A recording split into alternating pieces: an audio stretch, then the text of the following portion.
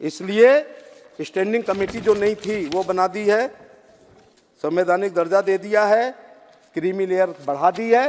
जो ओबीसी के लोग अपने बच्चों को पीटर्स पेटेक चॉल जार्जी G D Goenka DPS Doon Mayo Sherwood में पढ़ा पाते थे, वो तो आ जाते थे कि उसमें क्रीमी लेयर के चक्कर में, और जो चुंगी के स्कूल में पढ़ाते हैं उनको आरक्षण था। इसलिए क्रीमी लेयर बढ़ा करके अच्छे घर के बच्चों को भी आरक्षण देने का काम कर दिया है। ये अच्छी बात है, मैं धन्यवाद देना चाहूंगा।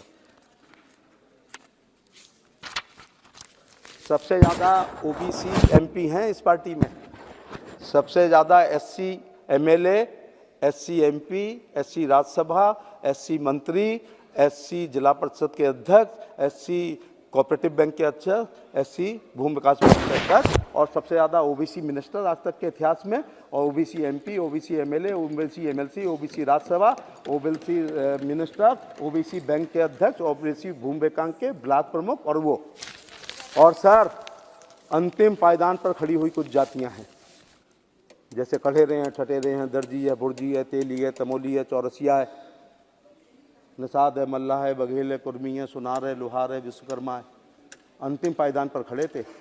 आजकल मैं और दीदी दोनों, मोदी जी ने मंत्री बनाया है तो हमारी जात के लोग भी आजकल शास्त्री भवन और निर्माण भवन में बैठने का काम कर रहे हैं। ये है पिछड़ों के लिए असली दर्द, वरना पिछड़ों की बातें बहुत करी हैं। संसोपा ने बांधी घाट, पिछड़े पाँव में 100 में 60 दिया था, 60 अंग्रेजी में काम ना होगा, फिर से देश गुलाम ना होगा, बड़े लोगों की क्या पहचान, गिटपिट अंग्रेजी टाई निशान नारे देते रहे, अपने बच्चों को अंग्रेजी पढ़ाते रहे, ऑस्ट्रेलिया से एमई कराते रहे, और हमारी कारों पर कृपया दूरी बना के लिखते रहे कि डिस्टेंस की जगह। दोहरा चरित्र। इसलिए मैं आज कहूँगा अंग्रेजी भी पढ़नी है, और भारत की सभ्यता, संस्कृत, धर्म, आध्यात्म को भी हमें बचा के रखना है।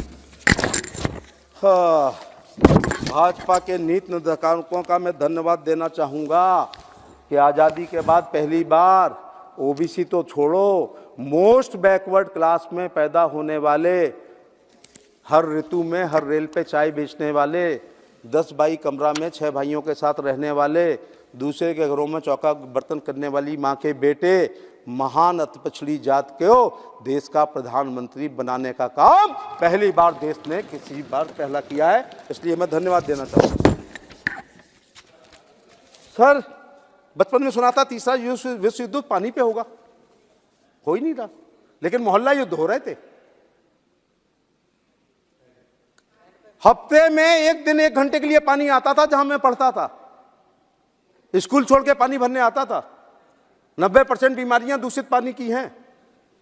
मेरी लोकसभा में एरई, रजापुर, कुतुबपुर, नगलापाड़, चिलासनी, रामगढ़, उमरगढ़, कैलाशपुर, बाघई, मिलिक, गोथुआ, रेजुआ, बढ़ालुई, सिलामई, दोपहरिया, दुसवा, कुसैत, चौरथरा, खटौटा, हिनौना, नगला रूपी, नेगो, नगला रामजीत, रामनगर, जटौली, रुबदनू, बांधनू, चौकड़ा, नयाबाज, फतलपुर, अगरपुर, सिखरा, जो जमीन में पानी था वो पीना पड़ता था।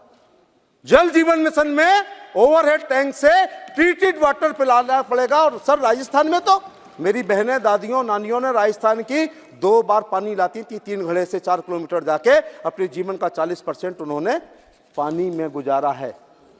तो पहले क्या है, 1 घंटा पानी आता है, बाल्टियां लगी हैं, गुंडा टाइप का आ जाता है, वो पहले लेता है। मेरे जैसा आदमी खड़ा था, मैंने कहा भाई तू पहले कैसे आ गया, मेरे को पागल समझ रहा है जो 4 बजे से लगाऊं। हम दोनों में झगड़ा हुआ, बाल्टियां चली, खून बहा, फिर वो धारा 147, 48, 49, 323, 504, 506, 307, और मेरी लोकसभा में भी 302 भी हो गई है पानी पे। इसलिए एक शेर है कि खून इस दौरे गरानी में बहुत सस्ता है। दौरे गरानी माने महंगाई। खून इस दौरे गरानी में बहुत सस्ता है। रात फिर गांव में कत्ल हुआ पानी पर मर्डर हो जाते थे, लेकिन अब नल के द्वारा जल, ट्रीटेड वाटर लोग पिया करेंगे। और मेरी लोकसभा तो गंगा जल पिएगी, बिस्लरी, एतमादपुर, हाँ गंगा जल साहब, गंगा जल। मोदी जी की वजह से हम 70 किलोमीटर दूर से ला रहे हैं गंगा जल। गंगा जल, और जब तक सूरज चांद रहेगा गंगा में पानी रहेंगे। आगरा लोकसभा के लोग गंगा जल पिएंगे।